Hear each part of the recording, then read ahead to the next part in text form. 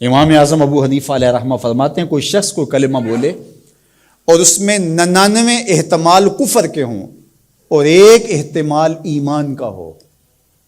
اور اس نے واضح نہ کیا ہو کہ میری مراد کیا ہے، تو صرف احتمال پایا جا رہا ہو، تو اس کے ایمان والے احتمال کو ترجیح دی جائے گی کہ ہو سکتا ہے اس کا مفہوم یہ ہو، اس کو ضرور کافر کر کے آپ نے مارنا ہے۔ تو یہ جلد باز مفتی جو ہوتے ہیں، بلکہ وہ آج کل اصطلاح چلتی ہے فیس بک کی مفتی اور نابالغ مفتی، فتوے کو بھی کم از کم کوئی پختہ عمر آدمی ہو تو وہ فتویٰ دینا شروع کرے۔ یہ اتنے جو ہے وہ جو فتویٰ دینا شروع کر دیتے ہیں، پھر ان کے فتوے کی مشین گن ایسے چلتی ہے کہ پھر کسی کو معافی نہیں کرتے، یہ بھی غلو ہے۔ یعنی صحیح فتوے کو بھی قبول نہ کرنا یہ بھی غلو ہے، اور دوسرا یہ ہے کہ بس تم فتویٰ دینے پہ تلو اور دیکھو نہ کہ وہ کیا کہہ رہا ہے اور ایک دم فتویٰ جڑ دو، تو یہ بھی غلو ہے۔ تو فتویٰ یہ شریعت اسلامیہ کا ضابطہ ہے، مفتی شریعت نے بٹھائے ہوئے ہیں۔ حضور کے زمانے میں اور حضور علیہ السلام کے بعد باقاعدہ صحابہ مسائل بیان کرتے تھے، فتویٰ دیا کرتے تھے، لیکن حضرت صدیق اکبر رضی اللہ تعالیٰ عنہ کا زمانہ آپ دیکھیے، آپ نے 7-8 لوگوں کے علاوہ کسی کو جو ہے وہ اجازت نہیں دی تھی کہ وہ فتویٰ دے۔ اور یہاں کوئی بندہ عرب سے آیا تو وہ جس سے بھی بات کرے نا تو وہ کوئی نہ کوئی مسئلہ بتا دیا جائے، ایک ان پڑھ سے بھی کوئی مسئلہ شریعت کا پوچھ لیں تو وہ بھی اس کے بارے میں کوئی نہ کوئی بتا دے گا۔ اور اسی طرح کوئی مرض ہو،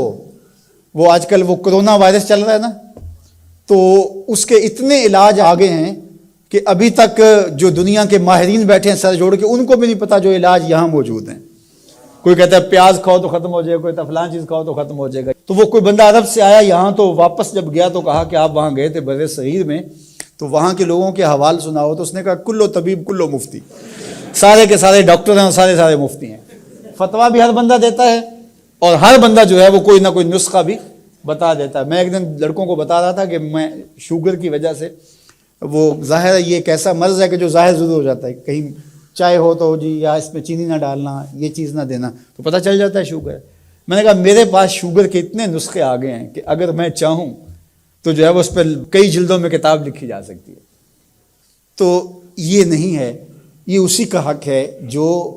اللہ کے محبوب علیہ الصلوۃ والسلام نے صحابی سے فرمایا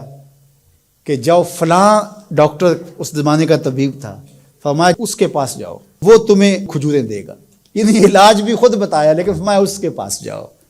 اللہ اکبر، یہ میرے حضور نے راہ عمل دیا، اور اگر میرے حضور اس کے پاس نہ بھیجتے، کسی ڈاکٹر کی دکان ہی نہ چلتی، کسی حکیم کا کاروبار ہی نہ چلتا، تو تم میڈیکل سٹور سے لے کر دوائی نہیں کھا سکتے، تمہیں ڈاکٹر اور طبیب کے پاس جا کے جو ہے وہ لینا پڑے گا۔ تو یہ فتویٰ بازی اور فتویٰ یہ دو الگ الگ چیزیں ہیں۔ یعنی ایک طبقہ وہ ہے کہ جو اس غلو میں آ جاتا ہے کہ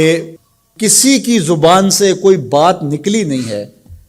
اس کا مفہوم بھی واضح نہیں ہوتا تو اس پہ فتویٰ دے دیتے ہیں۔ اور دوسرا طبقہ یہ ہے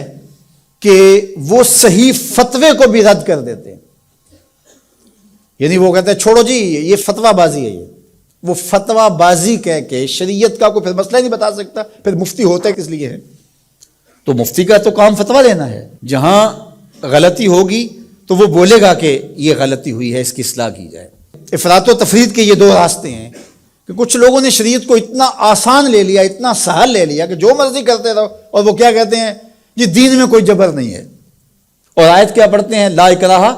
فی الدین، دین میں کوئی جبر نہیں، حالانکہ اس کا یہ مفہوم ہی نہیں ہے جو لوگ لے رہے ہیں۔ اس کا مفہوم یہ ہے، قرآن کی پوری آیت پڑھیں، لا اکراہ فی الدین قد تبین الرشد من الغی، کہ حق اور باطل واضح ہو گیا، یہ کفر ہے یہ اسلام ہے، تو جب واضح ہو گیا تو کوئی جبر نہیں، کوئی اسلام لانا چاہتا ہے تو لے آئے۔ بندوق رکھ کے کسی کی گردن پہ یا تلوار رکھ کے نہیں کہا جائے گا کہ تو کلمہ پڑھ ورنہ تجھے کاٹ دوں گا، یعنی جبرن کسی کو مسلمان نہیں کیا جائے گا۔ قد تبین الرشد من الغی، حق اور باطل کے راستے واضح ہو گئے۔ لیکن اس کا یہ مفہوم لوگوں نے لے لیا کہ دین میں کوئی جبر نہیں ہے، مطلب کیا کہ جو مرضی کرتا پھرے۔ میاں جب تم اسلام لے آئے ہو تو پھر اسلام کی پابندیاں تو تمہیں قبول کرنی پڑیں گی۔ تم کسی بھی ملک میں جاتے ہو تو اس کے قوانین کیا تم وہاں فالو نہیں کرتے ہو؟ اگر نہیں کرو گے تو چالان ہوگا یا نہیں ہوگا؟ جب آپ نہیں گئے تھے تو آپ پابند نہیں تھے، آپ کسی کالج میں، یونیورسٹی میں، کسی ادارے میں آپ داخلہ ہی نہیں لیتے تو آپ کو کوئی پوچھے گا ہی نہیں۔ جب داخلہ لے لیا تو پھر اگر لیٹ آئے تو پھر بھی سرزنش ہوگی،